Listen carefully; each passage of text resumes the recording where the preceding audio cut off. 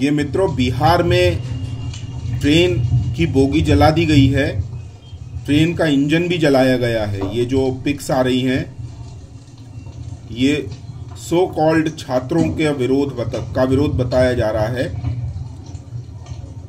ये बहुत ही दुर्भाग्यपूर्ण है। यदि इसमें छात्र शामिल हैं तो भी दुखद है, और छात्रों के नाम पर अगर ये आगजनी और ये इस तरह के प्रोटेस्ट किए जा रहे हैं जिसमें राष्ट्रीय स्मारक, राष्ट्रीय संपत्तियों का नुकसान किया जाता हो, सड़कें जाम की जाती हो, ट्रेन की पटरियां उखाड़ी जाती हो, आग लगाई जाती हो, ट्रेन की बोगियां, इंजन फूंक दिए जाते हैं, सड़कों पर एम्बुलेंस को रोका जाए, या इसी तरह का किसी लोगों को जो परेशानियां होती, घर से ना निकल पाए अगर कोई, तो इस तरह के प्रोटेस्ट का कतई भी समर्थन नहीं किया जा सकता। मैं नारायण हरने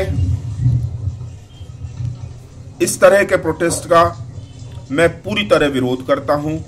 मैं स्वयं भी एजुकेशन फील्ड से हूं। कोरोना में पूरी तरह कामकाज बंद हो चुके हैं, जैसा कि आप सभी को मालूम है। सिर्फ ऑनलाइन जो कोचिंग क्लासेस हैं वो सरवाइव कर रही हैं, और जो प्रोफेशनल स्टडीज हैं वो सरवाइव कर रहे हैं। इसके अलावा कोई भी तरह का काम, कोई भी तरह की एजुकेशन, ट्यूशन, कोचिंग, ये सब बुरी तरह प्रभावित हुए हैं। इसके बाद भी हम इस तरह के प्रोटेस्ट का समर्थन नहीं करते हैं। मैं आपको यहां एक चीज बताऊंगा। खान सर हैं पटना, बिहार से, ऐसे ही कोचिंग क्लासेस चलाते हैं। उनके खिलाफ बताया जा रहा है कि एफआईआर भी हुई है। और यहां पर देखिए, बिहार में चलने वाली जो कोचिंग क्लासेस हैं, मैं उनके नाम बता रहा हूं। अनअकैडमी, एक भी ट्वीट नहीं है। एग्जामपुर, कोई ट्वीट नहीं है। बायजूस, कोई ट्वीट नहीं है।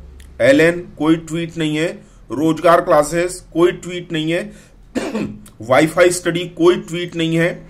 अड्डा 24/7, कोई ट्वीट नहीं है। टेक्स्ट बुक 0, कोई ट्वीट नहीं है। खान सर 50 ट्वीट किए इन्होंने, 50 ट्वीट किए हैं। इस तरह का कोचिंग माफिया अगर जबरिया अपनी बातों को मनवाने पे लग जाएगा तो ऐसे कोचिंग माफिया का समर्थन नहीं किया जा सकता। किसी भी तरह की आगजनी, चाहे आप सच के साथ हो या झूठ के साथ हो, अगर आप इस तरह की आगजनी, ट्रेनों की पटरी उखाड़ना, इससे क्या होता है? इससे सरकारें तो परेशान होती हैं, लेकिन आम जन को इतना नुकसान होता है, आम जन को इतनी परेशानी होती है जिसकी कल्पना भी नहीं की जा सकती। और हम ये सारे टैक्टिक्स महात्मा गांधी के नाम पर किए जाते हैं। क्या महात्मा गांधी ऐसा करने के लिए बोलते थे? पटरियां उखाड़ने के लिए बोलते थे? आग लगाने के लिए बोलते थे? महात्मा गांधी के नाम पर जो आजकल पॉलिटिक्स इतनी विभत्स हो गई है, मुझे तो लगता है कि इस तरह की पॉलिटिक्स पर एक तरह से बिल्कुल सख्त कानून बनाकर, इनकी संपत्तियां कुर्क करके सख्त कानून लाकर, संविधान में संशोधन कर इस तरह के प्रदर्शन को रोकना चाहिए। इससे दूसरा समुदाय जो होता है वो बहुत निराशा होती है, जो इस तरह के प्रदर्शन में विश्वास नहीं करते और अपनी बात, सही जायज बातों को भी मनवाने में वो पीछे रह जाते हैं। इस तरह से ये देखा गया है।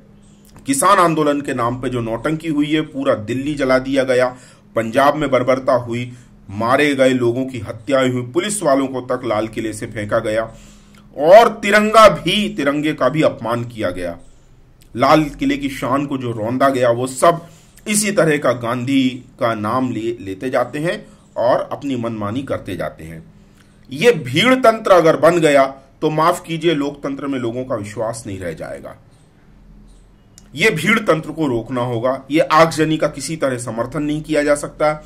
इस तरह के कोचिंग सेंटर अगर माफिया और गुंडा तंत्र में बदल गए तो आप सोचिए, आपके बच्चे और भाई बहन जो अगर इस तरह के कोचिंग सेंटर में जा रहे हैं, वो क्या शिक्षा दे रहे हैं। मैं वापस से दोबारा से यही कह रहा हूं, मैं स्वयं भी एजुकेशन लाइन से हूं। कम से कम कोरोना के पहले तक तो मैं पढ़ाता था, लेकिन इस तरह के काम के लिए हम समर्थन नहीं कर सकते।